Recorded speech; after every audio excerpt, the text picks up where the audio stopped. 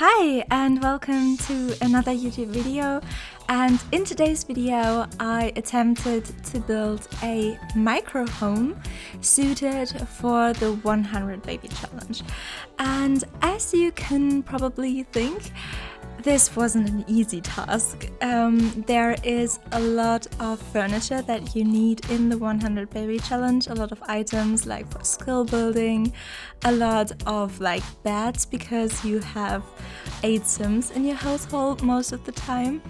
And because of that, it wasn't easy, because in a micro home you can only have 32 tiles of actual rooms. And of course there is a way to cheat where you make basically a fake room. So you have 3 normal walls, and then the last one you either delete the wall or you don't even place the 4th wall, and you place this wall somewhere else and then grab it and place it to basically close off the room. And this doesn't register as an actual room in the Sims game, so you can basically get some free tiles while still getting the perks of a micro home. But I hate the lighting in these fake rooms. I think it's very ugly because it doesn't register as an actual room. It's the lighting like it would be on the outside, but because there are these walls, it's also pretty dark, and lights can't really light up that area as well because it registers as the outside, as I already said. And yeah, I don't like them very much, but I think I found a little way around that, because I think the lighting looks a lot nicer if that fake room isn't made with walls but with fences. The lighting is a lot nicer in my opinion, because more light can get through. But of course I wanted to have a house that looked like a real house and not like a very small little house with a lot of fences around it. And because there are so many difficulties with this idea, what you are seeing at the moment is my 3rd try at this. I had 2 builds before where I attempted to do this, but it just didn't work. The first time I got something where I placed all the necessary items, but it just looked awful and the shape was awful. It was impossible to put a roof on there. Yeah, so I deleted it because I knew I wouldn't have a way of making that look good. And then the second time I focused more on the looks, but then I didn't really have enough space or the right corners to place some of the necessary items, and that of course wasn't great as well. So yeah, this is my 3rd try, and I think this time I got something that works.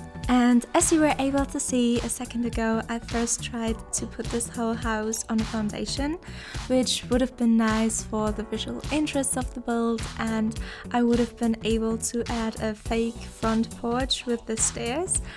But that added a big problem, because when I tried to remove the floor of one room, because it had to be a fake room later, all of the items were basically floating, and so I scrapped that idea very fast and went back to a house without a foundation. And I think now is the moment where you can see pretty well what I did with the fences to create fake walls. And I had some help of the mosquito windows and the get to work windows, which were very large and had large frames that filled out the entire tile of that wall very well. And because of that, I was able to just place them very high on the wall and then replace the bottom with a fence, and then had basically a fake wall that wasn't really recognizable, especially when I placed some columns in the corners later. And thanks to these fake walls, I think the lighting in the fake rooms is a lot nicer than they usually would be if I would use walls. And as you will be able to see in a second, it was pretty challenging for me to put a good looking roof onto this build, because I don't know, something about the shape was kind of challenging, and yeah, it just was difficult. And I was kind of thinking about cutting out my failed attempts at doing the roof, but I really wanted you to have a look into like the whole building process, and because of that I wanted to show you. And then of course I basically mainly show you the roof that stayed till the end. And I know it's not perfect, but I think it's okay, and I hope you can live with this kind of roofing. And now you can see me pushing back the whole house a little bit on the lot. And I did that because I couldn't really get a good like front view of the house. And I thought it was because it was so far in the front of the lot, and that was part of the reason, but also I just thought that this house wasn't super well suited to the lot that I was building it on, like from the way to look at it and also from the style. So I changed the lot and moved it to Willow Creek, because this lot in Brandon Bay is just better suited to some cottage style house, and this is a suburban house with a little modern touch. And so I thought Willow Creek could be a good fit for it. And as soon as I moved the house to Willow Creek, I started furnishing a little bit more. I of course paid a little bit of attention to the price. I didn't want this to get more expensive than 75,000 simoleons, because the 100 Baby Challenge is a gameplay challenge, and a gameplay challenge where you usually don't cheat, at least not money cheats, and so I thought that was kind of a good idea. But I still wanted to furnish it nicely, and one like cute little idea that I thought of was in like the toddler's bathroom was, first of all, the little bathrobes. I thought that if I sized them down 2 times, they look kind of toddler sized, and I thought that was kind of cute. And also this room was just perfect for a diaper changing station, but we of course don't have a diaper changing station in The Sims 4, and I always admired so much if there are builders who are so creative with their interior design that they just like take some items that you would never think of and then combine them to create a new item that we don't have in The Sims. And so I tried something like this myself and tried to create a little bit of a diaper changing station. I'm not an expert in creating like furniture like this, so I don't think it looks perfect in the end, but I think it turned out cute, and I'm kind of proud of it because I never done something like this. And what I haven't talked about yet is how I got the idea for this build, because I had played the 100 Baby Challenge one time myself about like 2 years ago, and I was pretty far. I was like on the 3rd generation. I had 2 generations before of 26 each, so I was like over half of it was done. And then that save file corrupted. I think it was like an update or something that really messed up that save file, or maybe it was a mod, I don't know. But anyways, I couldn't play that anymore, and that was pretty bad because I had played with that save for a lot of time, maybe even a year, I don't know. And so I didn't touch the 100 Baby Challenge again for a long time, but lately I have been kind of in the mood for starting it again. And now I have a YouTube channel for Sim stuff too. And now I'm really debating with myself, because so far I only have done creator sim videos and building videos on my channel. and also made all of my gameplay stuff like just in my free time. But with the 100 Baby Challenge, I kind of feel like sharing it with you, because I would play it anyways, and if some of you would be interested, I think it would be nice to share it.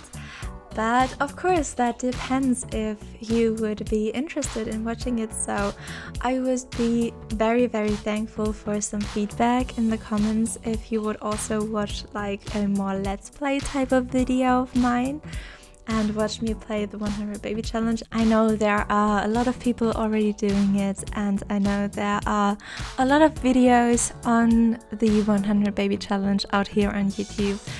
But if you were interested in watching like me in particular play it, that would that would be awesome. But if not, I would totally understand if you would say, no, there are so many people out there doing it, I have seen it so many times, I don't need to see it again.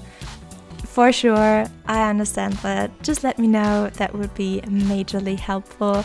And I think I'll also post a poll or something on Twitter later where I ask people if they would be interested in watching that. And speaking of Twitter, I don't know if you noticed, but we are getting kind of close to 200 subscribers, which is very exciting. And so the other day I was asking on Twitter for some Q&A questions for my 200 subscriber video, and I got one response with one question, and from another video I have 2 other Q&A questions, but you can't really make a Q&A video with 3 questions.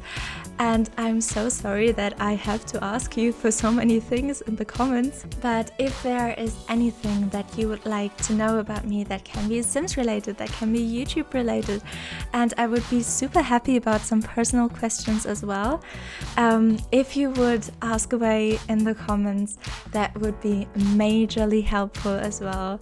So a huge thanks in advance if there are any questions. And another thing is that I want to say thank you for all of the lovely responses to my shell challenge build.